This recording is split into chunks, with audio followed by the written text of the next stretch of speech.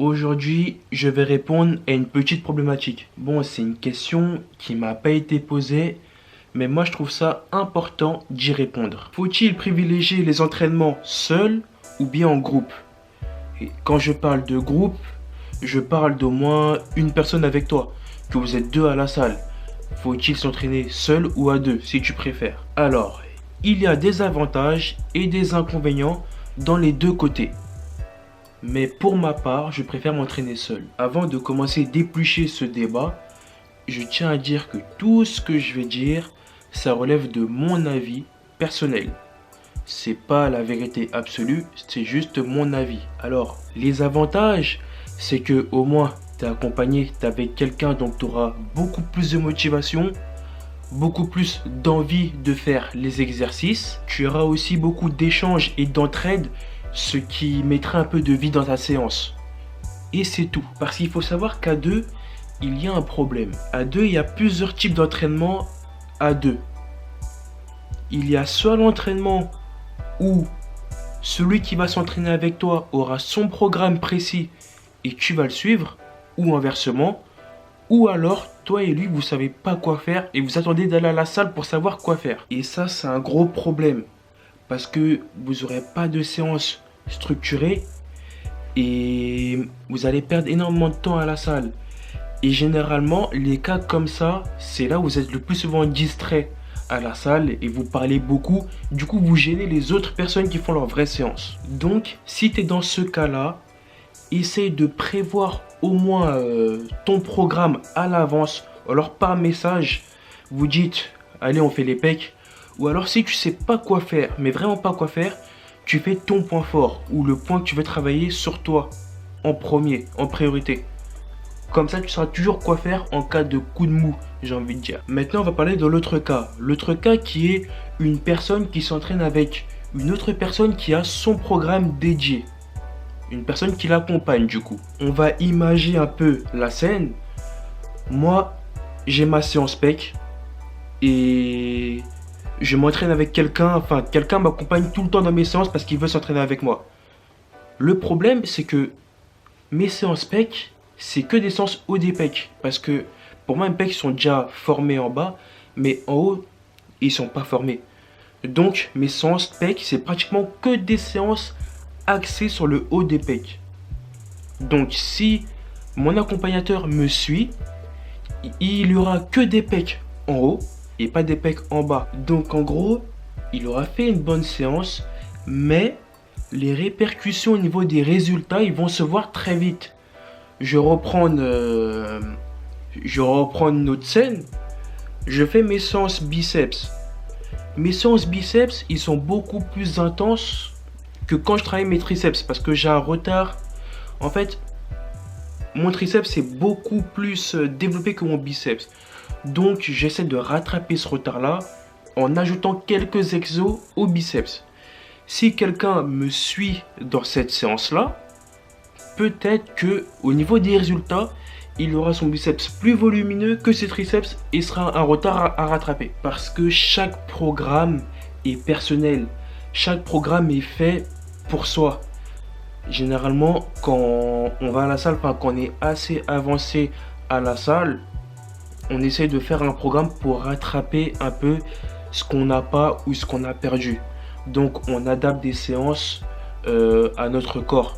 C'est tout. Donc, par conséquent, si je peux clore le sujet de s'entraîner à deux, je trouve que c'est une bonne idée si tu t'entraînes avec quelqu'un qui a le même niveau que toi, et que vous êtes débutant surtout, parce que quand vous êtes débutant, vous avez tendance à découvrir des machines, découvrir des mouvements, découvrir de nouvelles sensations. Donc, dans tous les cas, vous avez progressé. Néanmoins, je trouve que c'est une mauvaise idée si tu le fais avec une personne qui est déjà confirmé, qui a déjà son programme précis. Parce qu'encore une fois, son programme, il est personnel. Peut-être que ce programme est fait pour rattraper ou alors compléter les écarts qu'il n'a pas. Donc voilà, maintenant, on va étudier le cas de s'entraîner tout seul. Est-ce que c'est bien ou pas? Avantages, inconvénients. Alors, s'entraîner seul, tu as énormément d'avantages, mais tu as aussi des inconvénients qui sont minimes pour ma part. Mais je vais te les exposer. Les avantages, c'est que tu as ton programme, tu fais tes séances, tu n'es pas ralenti et tu finis plus vite. Alors pour les inconvénients, il y a le mental, parce que pour se déplacer à la salle, pour certaines personnes, c'est pas facile du tout. Il y a aussi la motivation, parce que à la salle tout seul, tu peux avoir une baisse de motivation. Et il y a aussi les performances en fait. Les performances, je m'explique. Il se peut que voilà, moi à la salle, je prends mes haltères en 40 kg, développé couché incliné, chez ma série, à partir de 8, j'ai plus de jus. Si quelqu'un n'est pas là pour me pousser ou pour m'assister, je ne pourrais pas faire mes 2 dernières répétitions. Donc j'ai préféré déposer au lieu de me blesser ou voilà, que de continuer. Et ça, c'est la baisse de performance. À mes yeux. Pourquoi s'entraîner tout seul? Tout simplement que si tu es habitué à t'entraîner avec quelqu'un, le jour où cette personne ne pourra pas s'entraîner, tu ne t'entraîneras pas non plus parce que pour toi, tu n'es pas habitué à aller seul. Mais aussi pour te forger un vrai mental. Parce que la musculation, c'est important. Franchement, c'est important pour ton corps, pour ton esprit, pour tout. Aussi parce que tu auras ton programme personnel, tu auras ton programme adapté, tu auras tes exercices auxquels tu ressentiras la meilleure sensation possible que tu choisiras. J'ai fait une petite vidéo pour comment faire son programme de musculation. Autopub, hein. Ah oui, je mettrai le lien comment j'ai créé mon programme de musculation dans la description de la vidéo. Comme ça, tu seras au courant et tu pourras créer ton programme aussi. Voilà, c'était la fin de cette parenthèse. Maintenant, poursuivons. L'avantage, c'est que quand tu t'entraînes tout seul, l'habitude, elle vient vite. Il suffit de 2 semaines, tu vas tout seul, tu vas de 4 à 5 jours sur 7, comme tu veux. Une fois que tu t'es habitué à aller seul, tu as habitué ton corps à dire c'est bien d'aller à la musculation seul, c'est bon, tu n'auras plus besoin de personne. Après, tu pourras faire une séance de temps en temps avec des amis, c'est pas grave. Le jour où ils pourront pas venir, toi tu seras là parce que tu es habitué à aller tout seul. Et ça, c'est très important. Donc voilà, je fais une petite conclusion rapide parce que je pense que j'ai beaucoup parlé encore. La musculation en groupe, je trouve ça intéressant si tu t'entraînes avec une personne de ton niveau en étant débutant. En revanche, je trouve ça moins intéressant si tu es débutant et que tu t'entraînes avec une personne qui est confirmée. Et la musculation seule, je pense que c'est ce qu'il y a de mieux à faire.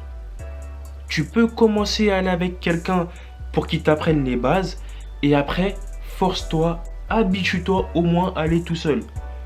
Je ne te dis pas de lâcher tes potes, mais essaye d'aller tout seul de temps en temps. Parce que le jour où tes potes, ou tes amis, ou ton frère, il sera plus là, tu pourras pas t'entraîner tout seul parce que tu seras pas habitué. Et ça sera plus dur à combattre en fait. Quand tu veux sortir d'une habitude, c'est très compliqué. Donc voilà, c'était le petit sujet d'aujourd'hui. La petite question, j'ai répondu. J'espère que tu as aimé. Si tu aimes bien ce genre de vidéo et que tu as des sujets, dis-le moi en commentaire ou alors envoie-moi un message. Je verrai si c'est intéressant et je le traiterai en vidéo. Toujours une fois avec mon avis personnel. Si tu as aimé la vidéo, mets un petit j'aime, un petit pouce bleu. Pourquoi j'ai mis un j'aime et un pouce bleu? C'est pareil. Mets un commentaire si tu veux que je traite un autre sujet. Mets un petit commentaire ou si tu as vraiment kiffé la vidéo, tu peux mettre un petit commentaire si tu aimes bien. Abonne-toi à la chaîne si ce n'est pas déjà fait. Merci aux nouveaux abonnés et bienvenue d'ailleurs. Et moi, je te dis à la prochaine pour la suite.